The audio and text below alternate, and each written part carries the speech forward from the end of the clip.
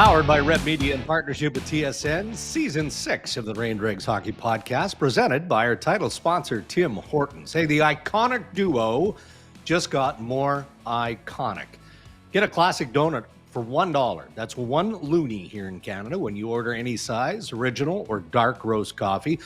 Wide selection to choose from. You've got the apple fritter, the delicious Boston cream, the honey cruller, the old-fashioned plain, chocolate dip, and vanilla dip, a classic way to enjoy your coffee. And there it is. The Four Nations Face-Off, Ray, is right around the corner. Still some NHL action that we need to pay attention to, and we will as we record this episode on Thursday.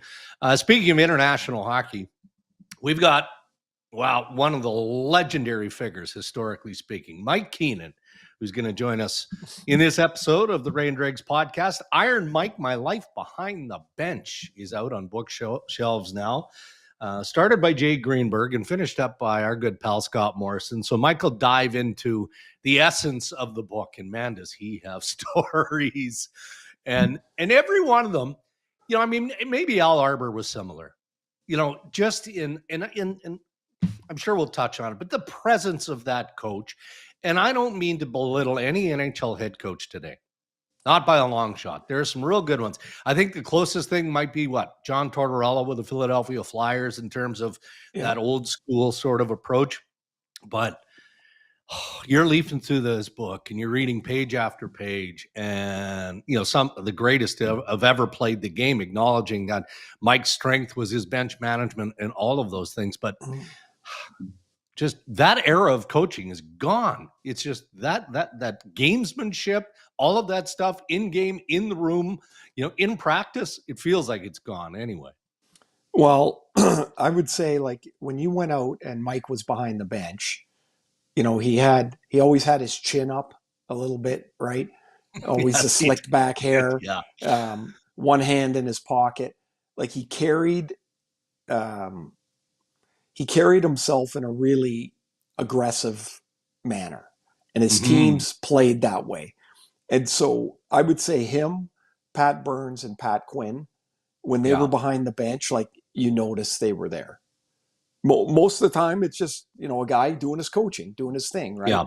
But those guys, they carried themselves different. Mike was always chewing his bucket of ice, and there was something different when. No team that they had that Mike had was not aggressive. Right. It was coming out of the chute and they were going to be aggressive. and every player was on edge. Yeah, you better be ready. And sometimes it was too much, man. They were, what a career, what a career of stories he accumulated. Yeah. Unreal. All right, Mike Keenan. The episode's guest here on Ray and Dregs. Let's get into headlines because there's lots to talk about. And I guess we'll start with the Tim Hortons headlines with the Four Nations face-off coming up. This might be slightly dated because as the day unfolds here Thursday, we are going to learn more about the injury that may or may not keep Sidney Crosby out of the tournament. Obviously Canada praying for good news as we await word. Where would you look? If you had to replace the next forward up, whether it's Crosby, there's still games to be played. Anything might happen between now and the end of the weekend. Are you looking at Mark Scheifele? Are you looking at Zach Hyman? Are you looking at a Suzuki? Is there somebody else? Or does it entirely depend who you're replacing up front if you have to replace somebody up front? Well, if it's Crosby, it's Scheifele for me. I mean, he's had an amazing season. To me, he would have to be the first forward that's in. You can get, I think, caught up in trying to replace a specific roster spot. And that, in my mind, becomes dangerous if you're trying to thread the needle too fine. At this point, for me, it's Crosby. It's Scheifele for sure. If Crosby can't play. So a weird schedule, right? So, Winnipeg plays their final game before the break tomorrow, being Friday. There are 2 games scheduled on Sunday, which is a bit weird. I mean, I get it. it's a condensed year. You got to schedule games, but 2 games it feels like they could have pushed them in somewhere else. Well, one of the 2 games involves the Tampa Bay Lightning. So you're playing with fire right until the conclusion of those games. Who do you have? You have Brayden Point, you've got Hagel, you've got Anthony Cirelli up front for Team Canada, right? So again, without going through all 4 nations, I'm just looking at what you said about Mark Scheifele. And, if you're Mark Scheifele, hey, he would change all of his plans 1,000% to play for Canada. Oh, I think most would really at this point. Yeah, I think he's scheduled to get on a plane on Saturday.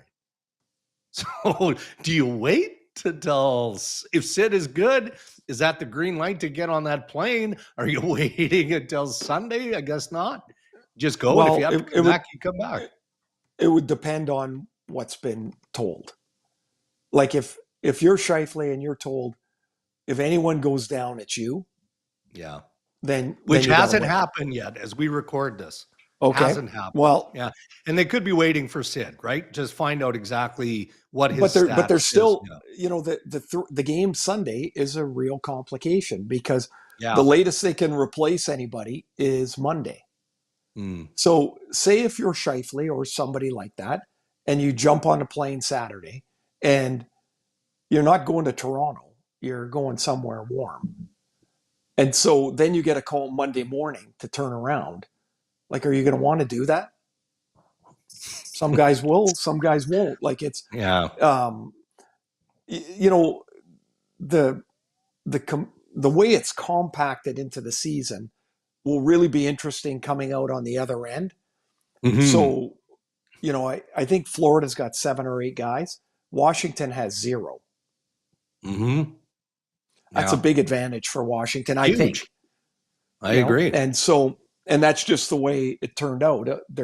As it turns out, they're one of the best teams in the league, and they've got nobody that's going to get worn down or have to play 4 high-level games in the middle of the season. On the back end, still waiting for word on who's going to replace Alex Pietrangelo. Jim Hiller and the LA Kings are doing their best to promote Drew Doughty. I mean, this guy, historically, he's a big minute defenseman. We know this. Yeah. But another 25-plus minute game Wednesday night. 25 minutes, 16 seconds in that 6-3 win over Montreal. You can make the case for Mackenzie Weegar, Chris Tanev of the Toronto Maple Leafs. Maybe there are 1 or 2 others. I don't know. But it feels like in a spectacle type of event, Drew Doughty would be a nice fit. No? Yeah, well, but here's the other thing. It doesn't matter that he was hurt for the first 3 months of the year because he's not now. Yeah. So if he is playing at a high level, which he is, and he was going to be part of your 8 or 10 that you were going to really look at in September, then you're probably looking at him now too. Remember back, man, it was so long ago. I can't even believe it. 2010. And he was just a kid.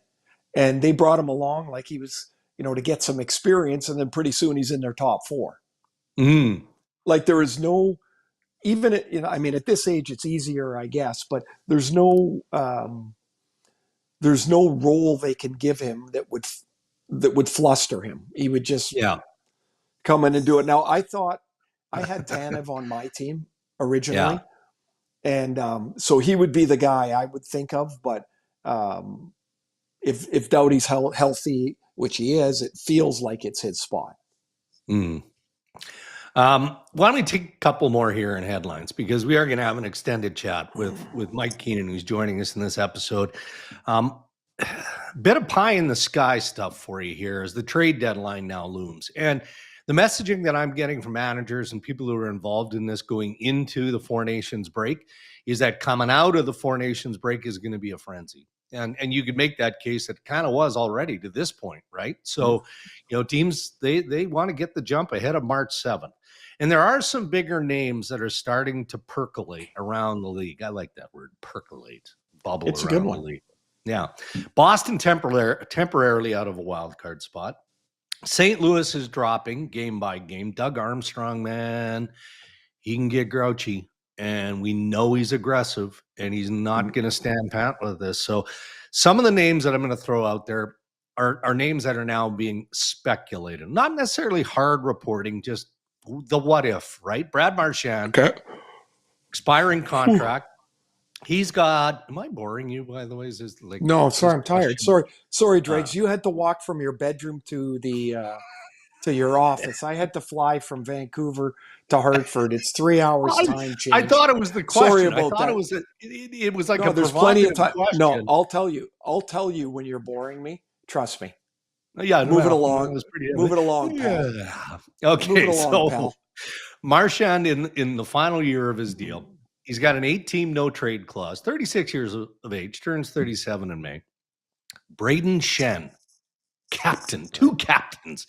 Brayden Schenn has a no trade clause, year 5 of 8 at 6.5 annual average salary. So what I'm getting in the collection of poking around is open to ideas. So that would be a message from Army. That would be a message from Don Sweeney, from Kevin Adams, any general manager with bigger names potentially in play, open for ideas.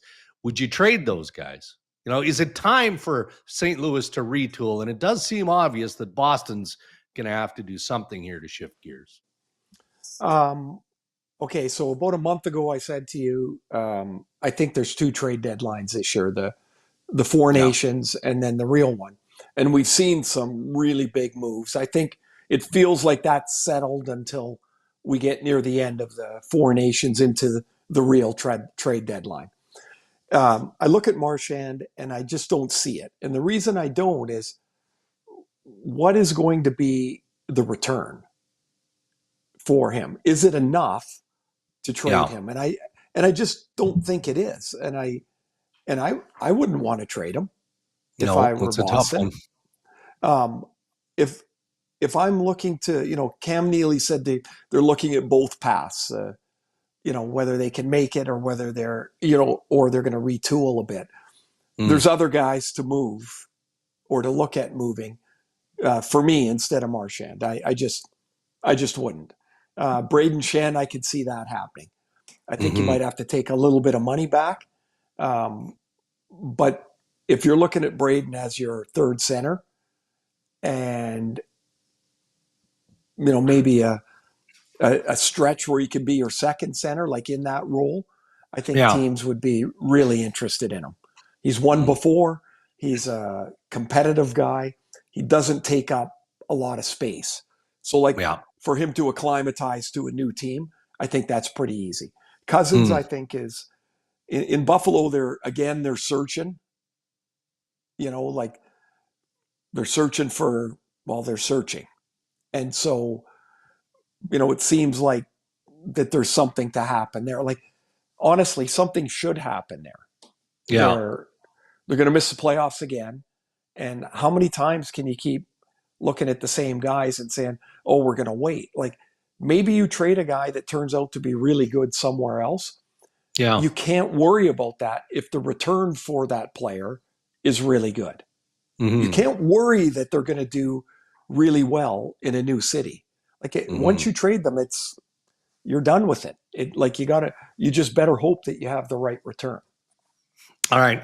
Want to get your thoughts on Brock Nelson here in just a second, but reporting out of Pittsburgh is that Crosby is on the ice for practices. We record this at 11 o'clock Eastern on Thursday morning. So whether, we'll find out post-practice, but anyway, just covering our bases, given the fact that we talked about that off the top of headlines.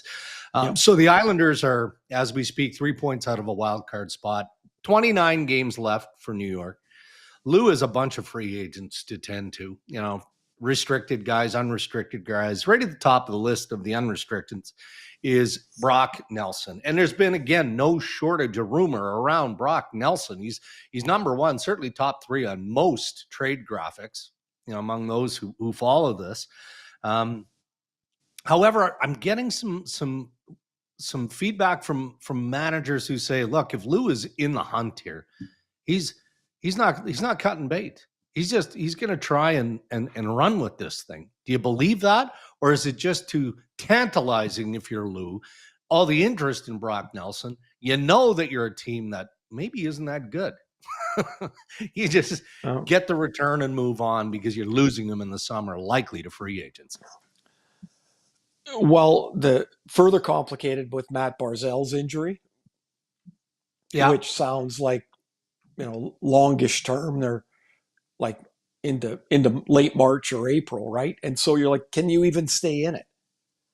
And I don't think there's too many managers that are as bottom line as Lou. He's been around so long that you got to look at your team with real eyes and say, do we have a chance? Now, they've been on a really good run. I think they've won 7 of 8. But now you take away a really big piece of that. And are you really the team that won 7 of 8? So, and, you said like he's, Nelson's on most trade boards. Well, that also means that you're not getting one offer for him. You might get 4. Oh no. Yeah.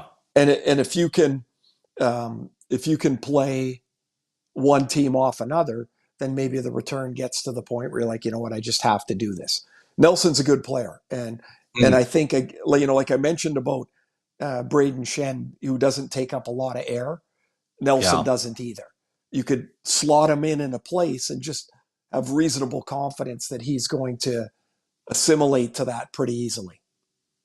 Good stuff. Quick thought on the extension in Vancouver. You like it?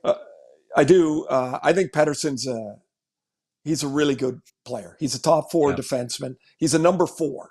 He's not a 3. He's a 4. But he's stable. He's steady. He's in the strongest years of his career. And, he had a position that he was in a good spot. If Vancouver made that trade, so clearly there's familiarity. Hell, Jimmy Rutherford traded for him 6 years ago in Pittsburgh. Yes. Right? And so it's not like they needed to see him and, oh, gee, I wonder what type of guy he is. And I wonder what his game looks like. And all of a sudden in Vancouver, though, I know people might not see them because they're out west, but, you've got Hughes and Hronek. Now you got Marcus Pettersson. Tyler Myers is signed for 2 years. If you haven't seen this young Elias Pettersson yet, what a start he's had. His first few games in the NHL. He's 20 years old, first year in North America. They've got Tom Willander coming probably by the end of the year. They've got Victor Mancini that came in the trade. All of a sudden, they're young, really good. And they don't look like they did 3 weeks ago on the blue line. They've still, Carson Soucy's in there. All of a sudden you go, geez, that's a pretty good defense. And so I liked them signing Pettersson. It just takes away a worry spot in your top 4. It's just, you know what you're going to get with him. I like it. All right. Those are your headlines. Thank you to Tim Hortons. All right, pleased to be joined on the Ray and Dregs Hockey Podcast by Mike Keenan, who it's been a while, Ray. We haven't had Coach on in, I would say, a few years. And there's always, automatically when I think of Mike Keenan, I think of the international record and the success level, which we'll get to here in the interview coming up shortly. But Mike has this out. I don't know. My camera works a little dodgy. No, it's good. There you go. We got it. Yeah, you can see Iron Mike, My Life Behind the Bench, written by Scotty Morrison, who's a good friend of all of ours here. So, Mike, I don't even know where to start with this. I mean, if you love the history of the game and you appreciate how cutthroat it was, and to some degree still is across the National Hockey League, globally, I guess we should say, this one's a real page turner. It was for me. It's a lifetime of stories. So did you enjoy the process, or did Scotty have to kind of push you into the corners to tell some of the stories and name some of the names that you do in the book? Absolutely. And as you know, and we'll reference Jay Greenberg to start with, who started the project. And unfortunately passed with, of all things, West Nile disease. And Scott was doing some back checking and to use a hockey term, and fact checking on the book. And he was gracious enough pick it up and continue the project. So to answer your question, yes, I was reluctant to even start the project, the book. And Scott said that he thought that I could bring something to the hockey world that people might enjoy reading. And so that's how it evolved. But it took a couple of years because of the disruption of Jay's passing. Okay, so you decide to write the book. Do you know right away what kind of book it's going to be, or does that sort of work its way up? Because, well, I mean, there's some stuff in there that it makes you step up and look, right? Well, that's all right. But it was a journey, obviously, that was took many different paths, many different directions, and Scott was able to, I think, capture those different events in my life, in my coaching career, in particularly, and find a pathway to deliver it succinctly to the audience. Okay, so there's a courage to do this, Mike, because oh boy, like my favorite sports book of all time is a baseball book written in the 70s called Ball 4 by Jim Bouton. And you need to read that book and go back to the 70s when nobody said anything about anything. And he said, F it, I'm gonna tell you the story the way it is.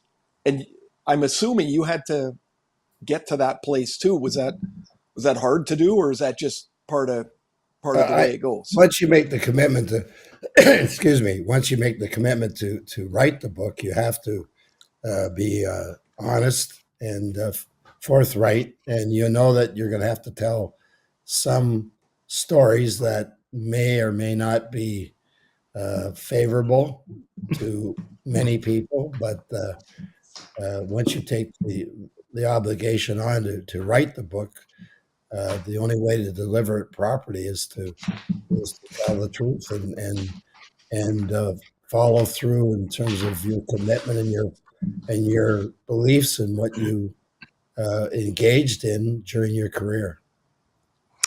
Well, Mike, as I'm opening the book here, and I sent this to our group, and Ray got a kick out of it as well. I mean, the dedication before you even get into the foreword, which, by the way, is written by Mark Messier, and that's very telling in and of itself because he walks through his history with you, which, I mean, a number of teams, and most notably, I suppose, from an NHL perspective, the 94 New York Rangers in your march to the Stanley Cup Championship. But in the dedication, you say, quote, "To my loving family and many friends, thank you.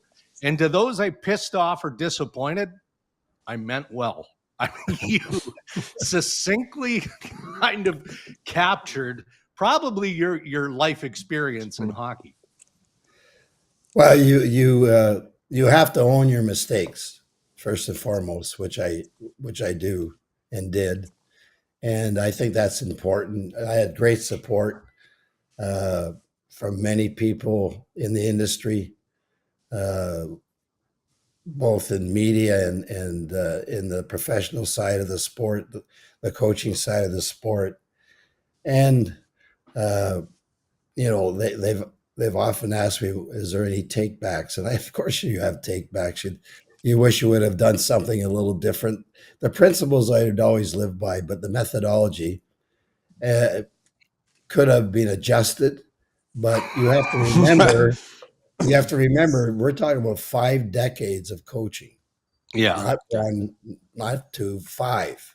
So the evolution of the coach and also of the people that you're dealing with, the different generations and what their needs happen to be are ongoing. And that's part of being able to make the adjustments to coach in different generations. Because if you don't, you're out. So, I got kicked out finally and probably could have coached a few more years in the NHL with success, as I proved when I went to Russia. People can't speak the language, and we still had success. So, or I couldn't speak their language, rather, and had to learn that. But those are things that I think all coaches probably endure that were successful, that they have to make adjustments and that they have to own the mistakes that they made. Okay, Mike, so you're coming up through junior, and there was no, of course, internet or anything. Like, you just show up on the scene, and most of us don't know you, but you have this presence immediately behind the bench, which coaches had more, I think, back then than they do now.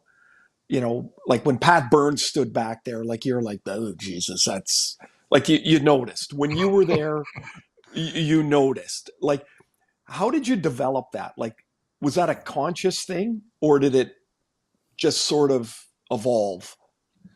I think it just evolved. I had a demeanor, I guess, that was caught in various ways through verbal communication with the media and or the video portion of our media industry. But I took the job on and really approached it with a leadership role of authority. And I think that was demonstrated throughout my career. Now, where did you develop your love/hate of goalies? Because, Christ, we played you one night in Hartford. I think you pulled Darren Pang 4 times, and I'm like, he was going to pull a hamstring going back and forth between the net and the bench. Like, how did that all start? Because honestly, like, nobody did that. And like, the goalie'd start, he'd give up a goal on the first shot, he'd be gone, but he wouldn't take his mask off because he was coming back in. It was crazy to watch. I think I did it for various reasons, and I didn't do it as much in junior or in the American League. But when I got to the NHL, if I wanted a timeout, there was no timeouts when I first started. If I wanted to get the attention of the team, if I wanted to, and excuse me for saying this, berate an official, I needed time. No, really? So I took the time, oftentimes by pulling the goalie, and I would tell him, take your time, don't have your gloves on when I make the change. We can extract more time and give me an opportunity to talk to the team or get a response out of the team. Sometimes I said, goalies aren't spot on every night. None of us are as humans, and the team's not spot on. So to try to get that in a position during a game sometimes was a useful tactic. A great friend of Dregs and I's is Glenn Healy. Did a backup goalie ever give you more of a pain in the ass than Heels?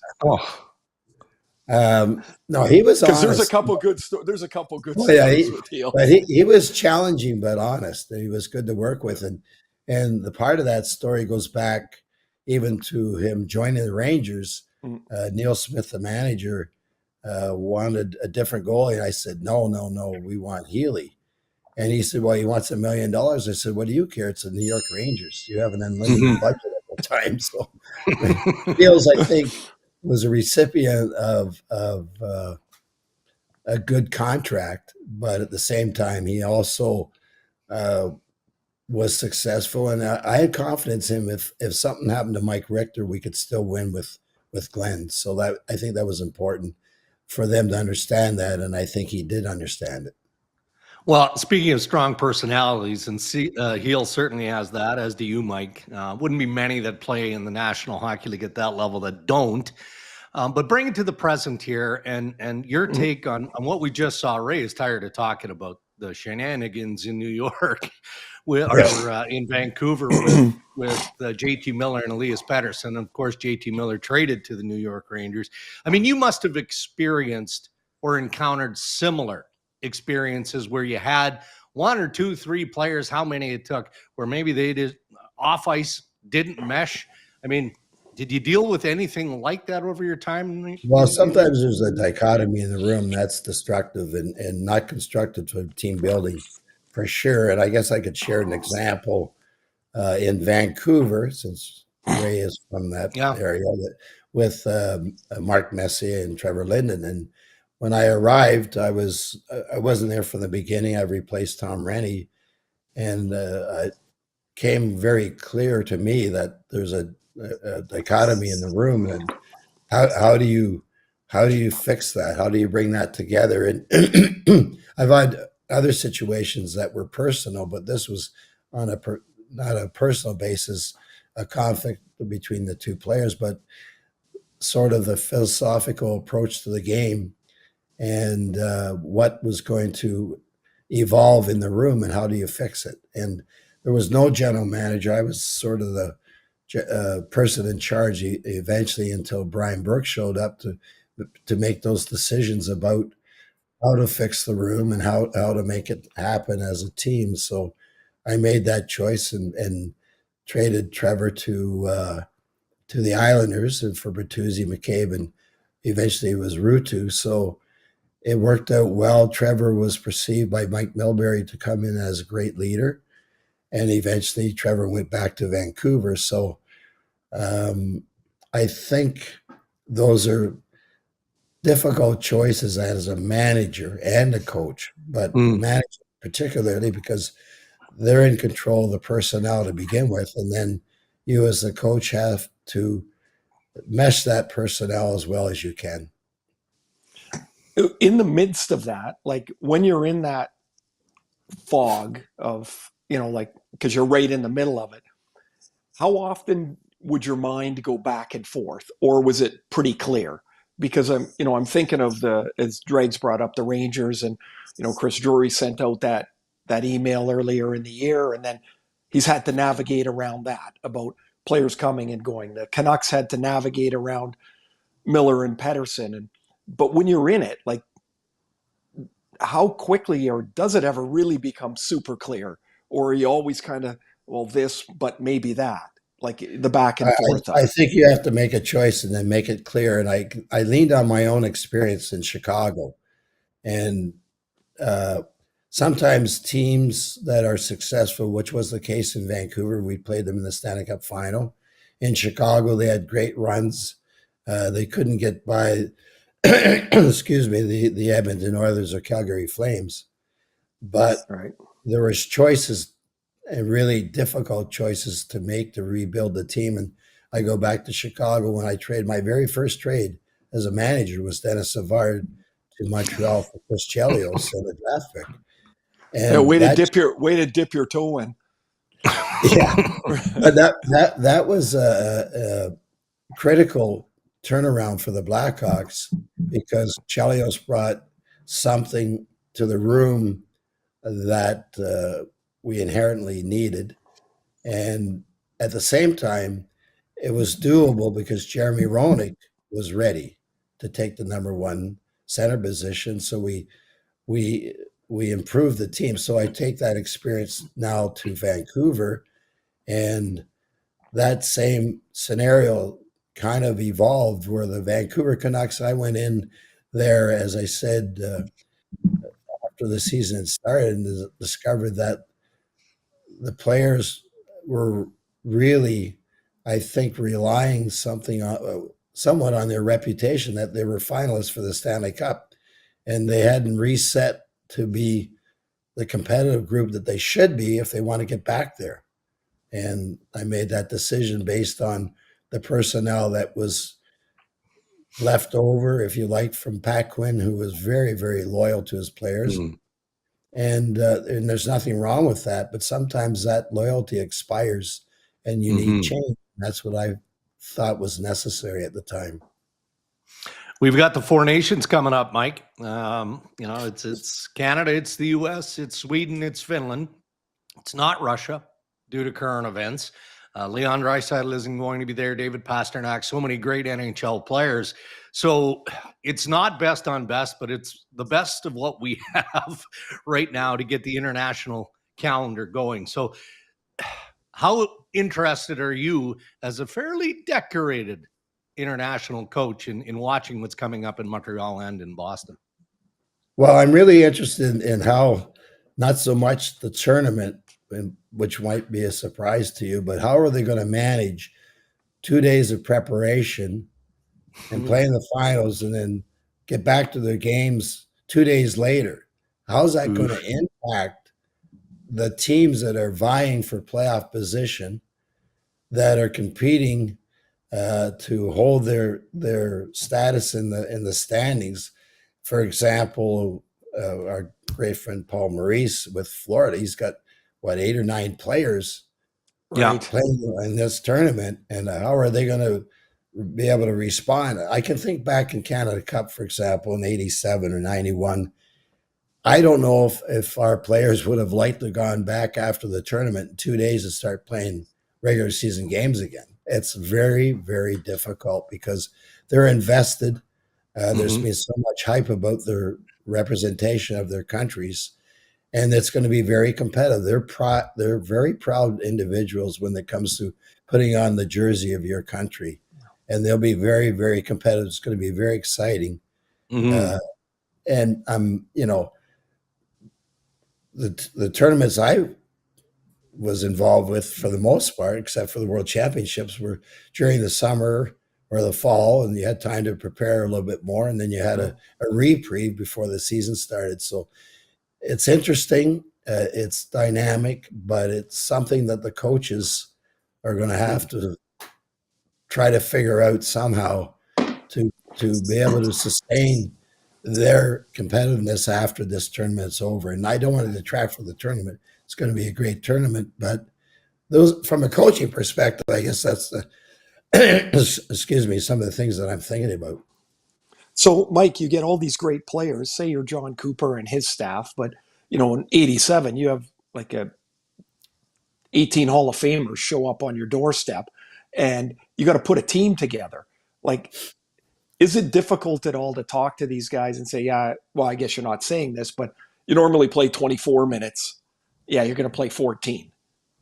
Like, it's got to change. How do you get? Are you direct? Well, I use the mathematical. I don't know if I put this in the book or not. I can't remember. But the first meeting I ever had with the superstars, as you said, there's probably like 25 Hall of Famers in the room. I had a crazy team. That's how brilliant I was. I had to cut about 10 of them. But I simply said, how many minutes are in the hockey game? And Murph was in the back of the room shaking his arm out of the socket. He played for me in junior, Larry Murphy.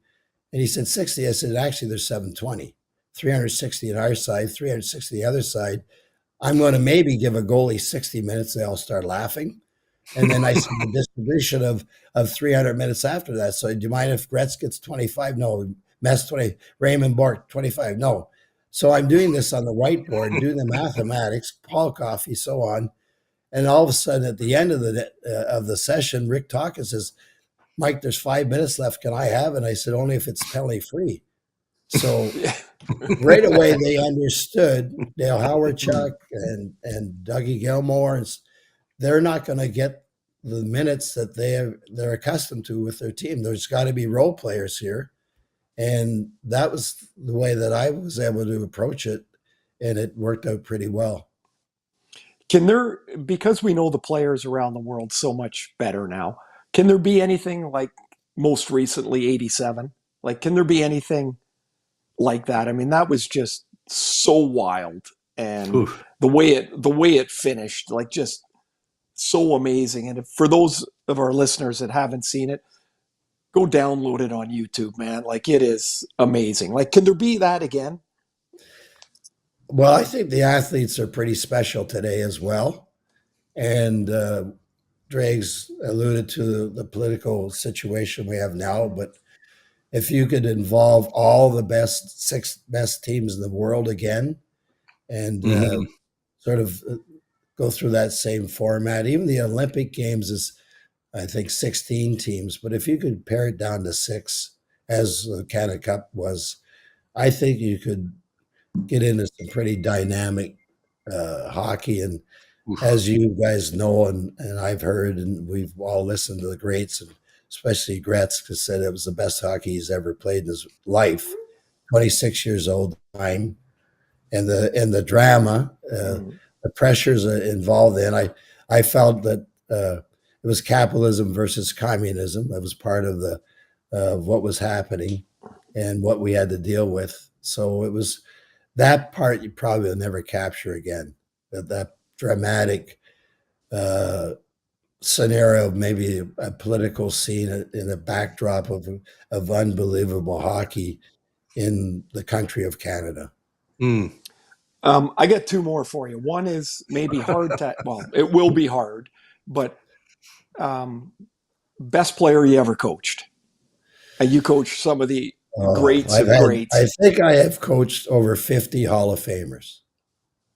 So there's a guy that is, a couple thousand points ahead of the rest of them. Yeah. So that would be pretty good start.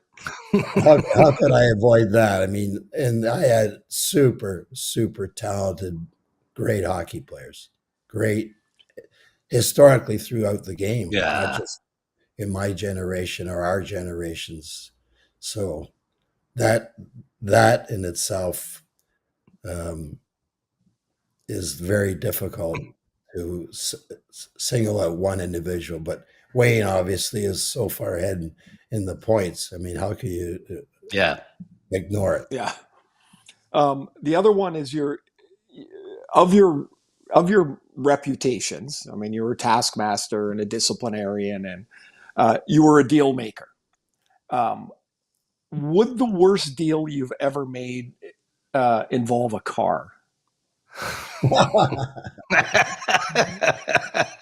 I felt sorry for my dear friend Darren Drager. So, and I was having this nice, beautiful little Mercedes sitting in the garage, and I said that you've got two young children coming up that are going to be driving soon. So, much to their dismay, I think that their mother took over the vehicle. What kind of deal? Mercedes. What kind of deal though? Because Drags is notoriously both feet on his wallet. So, I mean, this could not have been an easy deal. Well, when he opened it, all these butterflies and moths came out of his wallet. No, but the deal was symbolic because it is an 85 Mercedes convertible, which, correct me if I'm wrong, was more or less gifted to you by then owner of the Philadelphia Flyers, Ed Snyder, right? Because that team wasn't expected to go as deep and to do as well as it did. So the coach deserves a bonus. Mike gets the Mercedes. You end up getting beaten by Wayne Gretzky and the Edmonton Oilers, right? Yes. So the deal was, I'm not going to say initially what Mike wanted for the car, because it's a nice car and it's got nostalgia to it, right? Anyway, I ended up paying $9,999.99, just purely in reflection of Gretzky and the Oilers and that Stanley Cup final. Yeah, I can blame Gretzky for the cheap sell. That's awesome. I still have it. It's still sitting comfortably in my garage here in Brooklyn, Ontario. I shouldn't say that. Somebody's going to break in and take it. Yeah, no. It's still here. Anyway, Mike, we'll let you go. There's so many reasons to have you on. We've got to do it more often. We've got international hockey back on the calendar for the hockey world. But more importantly than that was visiting with you one more time and again giving you the opportunity to pump up Iron Mike, My Life Behind the Bench. It's basically on the shelves of every bookstore in North America. So congratulations on finally getting that done. Thank you guys for having me. Appreciate it very much. A lot of fun. Great to see you, Mike. All the best, eh? All right. Be well, guys. Oh, there he is. One of the great characters of the game, right? And his ability to recall is incredible. As Mike identified, 5 decades of coaching. Yeah, crazy. Varying levels, but many in the National Hockey League. Anything just jump out from that conversation, discussion, just the experiences that he had, the players. You asked him who his best player was or who he viewed as his top player, and he answered. He said it was Wayne Gretzky, but anything other than that kind of jump out for you? Well, I love the minutes diagram with Team Canada, and going down the board. I'm sure by about the 4th guy, all the players are like, he's not going to be much when he gets to my name. Like you could see that pretty quick. I also like the thought of, you got to go back all those years that he was a young guy and he said, yeah, what I need to do is trade this franchise icon in Denny Savard for Chris Chelios. Yeah. Right? Like just, it's one thing to look at the person today and go, yeah, I could see that happening. He was just getting started. Like that could have torpedoed his career then. Like the courage to do that is you gotta recognize that, man. That was a big move. I like that story. I had so many great experiences with him from a media standpoint, right? You know, because we worked closely together during my days at Sportsnet. And I remember when they first hired him, like that was a big deal. Like it was Mike Keenan. And at that point, you know, his career was still very much on the high. And I think Scott Moore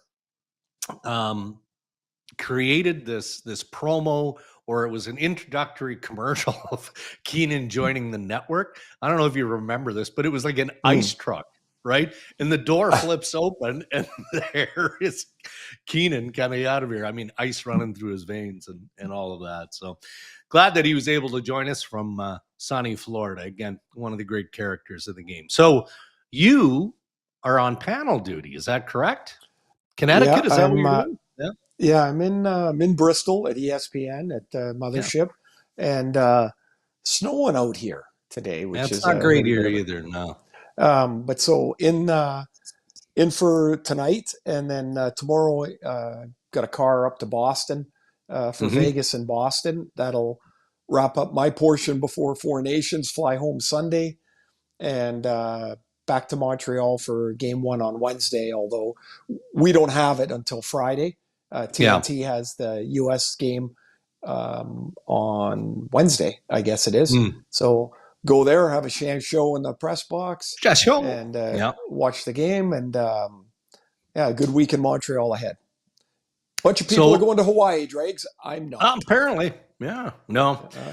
So you know what? Before, remind me, I want a Super Bowl prediction. So just think about that for a second before we wrap up. Sure, I got one. Yeah, you're not going to feel sorry for me because you live this all the time. But this is my day, Thursday, right? So started with a bit of radio this morning. As the day rolls on, we're doing the podcast Thursday morning. Then I've got more radio at noon. I've got Sabres Live with Brian Duff and Marty Baron at 12:30 Eastern. Then I've got to prepare for insider trading on Sports Center tonight. And then we have a 9:30 pregame Eastern to a 10:10 p.m. Eastern puck drop, Toronto at Seattle. I don't know who picked this game way back when. You don't like the Western time zone starts, do you? Not on Thursdays. Tuesdays, Thursdays, no. Monday, Wednesday, Friday, fill your boots. I got. But Dregs, how long have you been at TSN? You don't get games on Monday, Wednesday, Friday. You get them on Tuesday and Thursday. Back in the day, but not anymore. Yeah, well, back in the day, that day's a different day. It's nap time, Ray. It's gonna change. Yeah, I'm sure it is. Yeah, of course, sure. All right, Super Bowl prediction. Hang on. Are you breaking something? Do you know something? No, nothing. I know nothing. No, the national package. Rogers has the exclusivity window until the end of February. But I don't know. The end of February? Yeah. Oh, is that when it is? Oh, yeah. There you go. Fine people at TSN and Bell can't get in there until March 1st. So okay, well, there you go. All right, Super Bowl prediction. What do you got? I'm saying Eagles. Jalen Hurts. Kansas City is going to win again. Really? Is that just because you want history rewritten, or you're a Mahomes guy? I do like history. I do like it, but I do think that Philadelphia has not had to go through a defense like Kansas City's, and as much as everybody's talking about Mahomes, I actually kind of like Philadelphia. I like Barkley a lot. I think he's amazing. The Giants could use a running back like him. Oh, never mind. But I do think this is 24-17 Kansas City. Interesting. I think it's going to be a little higher than that. I do. I'm an Andy Reid fan. I'm not a Kansas City Chiefs fan. Yeah. And of course, you have to appreciate what Patrick Mahomes brings and all the elements that make up the greatness of the Kansas City Chiefs. But everything about Andy Reid, I just like. Yeah. So there's going to be mad scientist stuff happening again. So I'm looking forward to that. But I just, for whatever reason, I feel like Philadelphia. So that's as good as it gets. Well, all right, buddy. What? It'll be a good day to watch anyway. Yeah, it will be. I'm going to be up north. Enjoy the rest of the week, everybody. Thanks for listening. Thanks to Mike Keenan. That was awesome, Mike. Yeah, you bet. And thank you to our sponsors, where you continue to support Ray and Riggs and make it possible. Our title sponsor, Tim Hortons. And thank you to our good pals at Acon. Until next time, have a great Super Bowl weekend. Travel safe, everybody.